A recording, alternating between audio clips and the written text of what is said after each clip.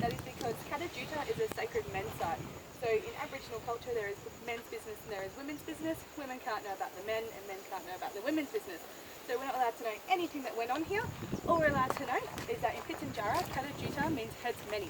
So in their language they have the word for 1, 2 and 3, and anything after that is just many. So as long as you're over 3 and someone asks how old you are, you can be like, many, or how many drinks have you had?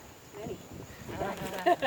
Okay, so a lot of this will be repetitive from what I said yesterday, but just I draw it, obviously I can draw it a lot better from the ground. With that pretty drawing of Australia, if none of you got that. There is Tasmania at the bottom. Alright, so 550 million years ago there was that depression that ran through the centre of Australia. So this is roughly where that depression was. Again, a depression is when that area of the land is below sea level. So 500 million years ago, there was a first orogeny called the Petermann's orogeny, and that formed the Petermann Ranges, which are on the border of Western Australia and Northern Territory. You can still see them today. You can see them from the top, which I'll point out later. But back in those days, they were as tall as the Himalayas are today, so about 8 to 9 kilometres tall. Today, they're only about 2 kilometres tall. It's really cool. So after that first orogeny, there were 3 inland seas that came through. So the inland seas came through from the movement of Gondwana. So instead of the water just hitting the side of the coast, it brought it straight through where that depression was and over that mountain range. The first, sorry, let me get the props. The first inland sea brought lots of really heavy sediment, lots of different types of rock and some sand too, but mainly different types of rock. The second inland sea brought through lots of lighter sediment and put them in an alluvial fan at the bottom of this mountain range. So an alluvial fan is water runoff off a mountain and it trickles into a river. But because these sediments were so heavy, it formed a hole in the ground at this, in these rivers. That kind of makes sense. It's usually where I lose people. Okay. Pardon? So it's alluvial fan. It's a water runoff off a mountain and it trickles into a river. But because the sediments were so heavy, it kind of formed like a hole in the ground at the start of that river. So that was the first alluvial fan. And then the second one floated over, but then by the time all of the sediment came through and floated over the first alluvial fan, it made another alluvial fan with all other different types of sand and dirt.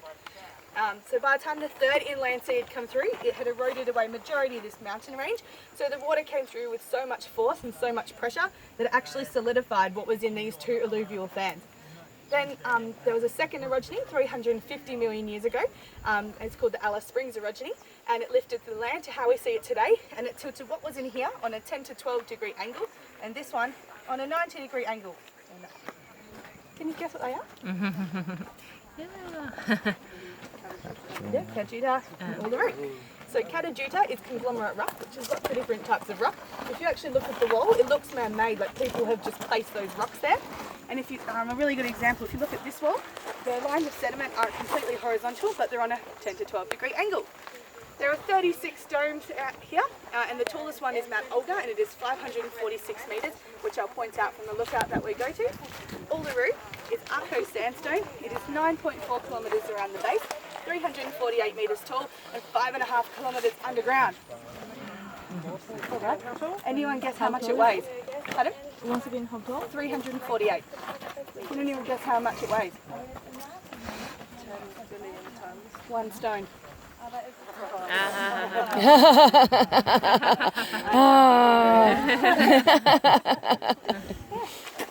Anyone want me to repeat anything? Does that make sense to everyone? The joke again, maybe? How long is it again? Around the base. Yeah. So it's like around the base. It's 9.4 kilometres. And one side of... Oh, pardon?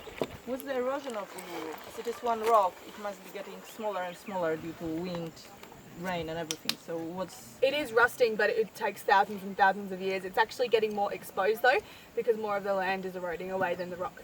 So more is becoming exposed. But one side of Uluru, which I will point out later today, is actually 200,000 years older, because that's the side that went up first with the orogeny. The orogeny didn't happen instantly. Oh, I heard someone say that Uluru is higher than the Eiffel Tower or something like that. Yep. There's a picture, I'll have to Google it for you, and yeah, it's bigger than most. Oh, when they showed them to scale. Yeah. That's pretty cool. Yeah, cool.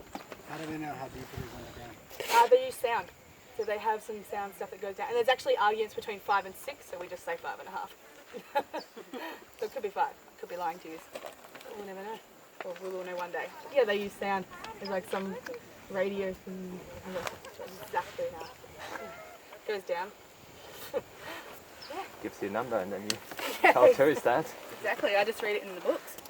When did it become a tourist area? Only in the last 50 years. Yeah. Yeah, alright. Well, we'll keep walking. Just find out who's going to be drawing.